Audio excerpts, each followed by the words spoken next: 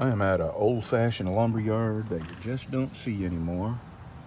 They are actually going to bring the lumber out to me on the forklift, just like they did this fella, and load it for me. I'm only getting 5 2x6s, but Lowe's, the other day I bought, oh crap, 7, 6, 7. Yeah, I bought 7, and they had plenty left, and I went back today to get 5 more, and they didn't have a 1. So I came to their competition, and the price is only pennies more. So, I mean, really, it's like, 70, 80 cents more a board. So I think I'm going to do more business with these people. I really like seeing the old style lumberyards stay in business. Okay, I got You gonna do this one first? Yep, okay. yep. This board has got a big warp in it. So I've got this here, and I'm going to put this underneath the edge of that and then pull down on it and try to pry that up, and then my wife's going to catch that bolt. I'll see if I can get any more footage of this actually happening.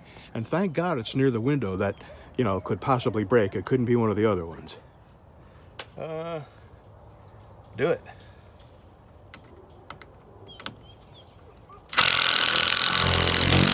Okay, can you catch that other one? I can.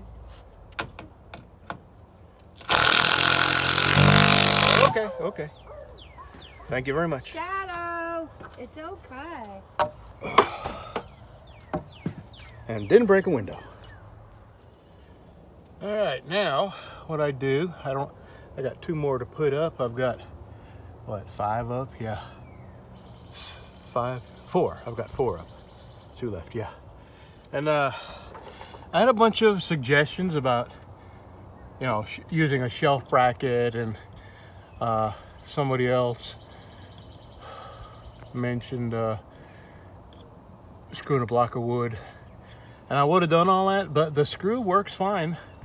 And what I do is I just get on one end and slide my thing up this way, and then move it up, make sure it's butt up, and then hit my lag on that side and come down, square this side up and hit my lag. And now what I do, I pull this screw out, and there's studs back here, and I go into the studs with these big 3.5 inch decking screws. So 2 more to do. I really thought I could get the rafter hangers on today, but honestly, I am just exhausted. And I got a doctor's appointment Thursday, and I hope to God he can tell me what's wrong with me, and I don't got to start the parade to every different specialist. I'm afraid I may have tendonitis in my left foot and arthritis everywhere else. Arthritis, it's going to need some heavier pain meds to keep functioning. I hate taking them, but if it means I can continue to do Brad stuff, I'll take it. All right, let me put my screws in. Got 2 more, and then I'm going to put all my tools up, because going to have some rain tomorrow. All right, this is the last bit of ledger board, and let me tell you what else I do on the ground. Is I drill my holes and put my lag bolts in on the ground, and these are what I'm using. 4 inch, and I'm putting washers behind them just because I am fastener obsessed.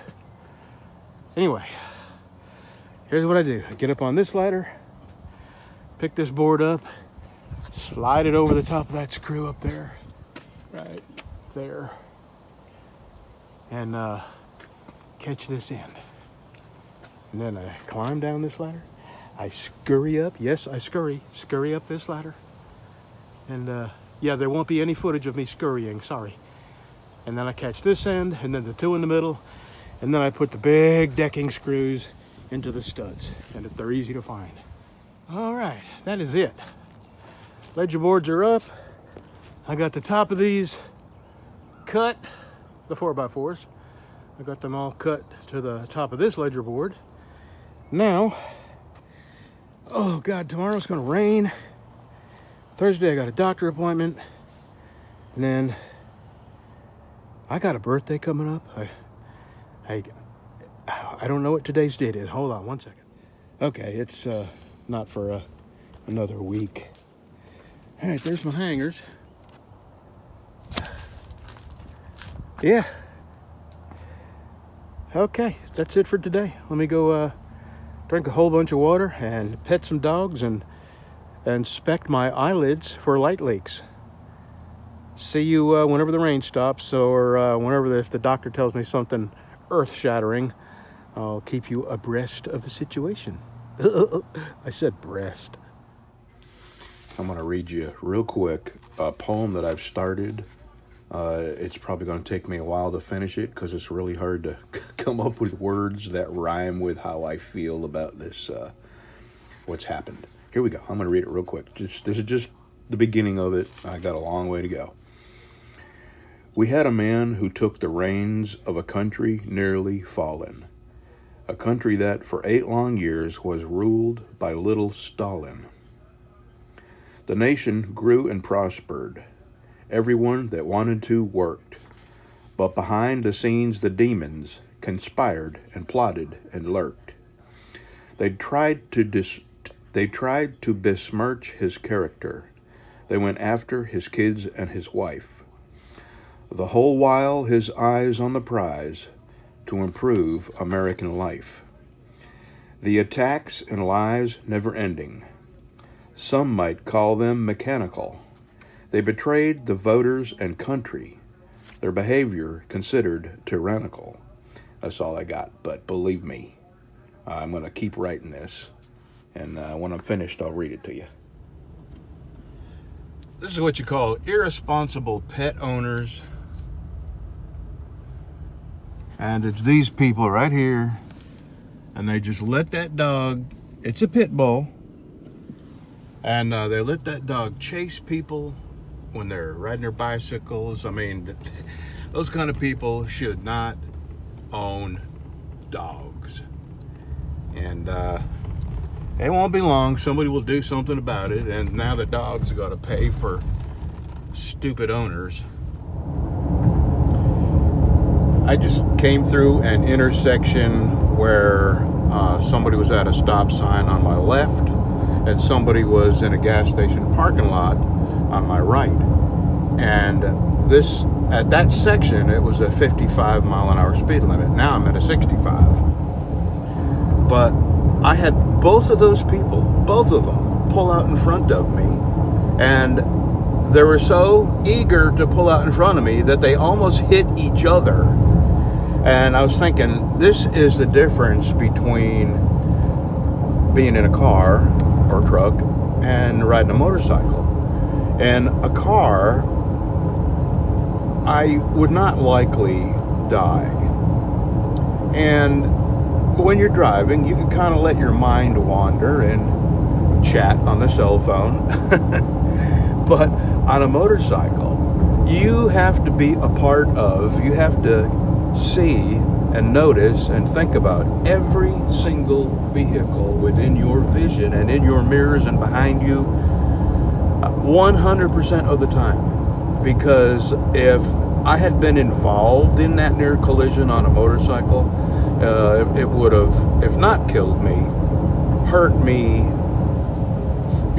horribly. And when you get older, you just don't heal like you do when you're young. You don't recuperate. So I'm just talking about the difference in driving a car and driving a motorcycle. On a motorcycle, you not only have to notice every single vehicle, you have to, and I'm talking about all this happens in microseconds. You have to imagine what they could possibly do to hit you, whether it be pulling out in front of you or changing a lane because they don't see you. Totally different mindset on a motorcycle. And that's why you never get sleepy or bored on a motorcycle, because you can't let your mind wander. It has to be 100% focused on the road and everything going on around you. Now these assholes are still at it. Yeah, I see your signs, on strike. Good pay, good benefits, plenty of time off. That's just not enough. Still out here waving signs, waving their signs.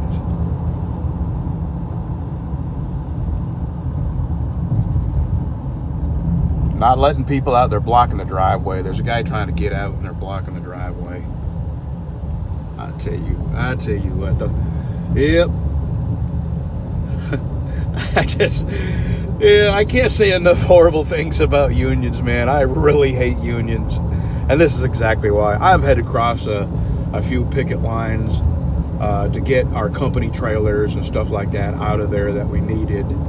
And yeah, the BS I had to go through GM was one of them. I worked for a company that hauled parts into and out of GM, and they went on strike, and we needed our trailers because while they were on strike we had other work to do, so we had to go in there and get our trailers. And I bobtailed in there, and the BS I had to go through and the names I got called just to go in there and get my property. And then on the way out, it was just as bad. Anyway, Army, 65 mile an hour road here, dude.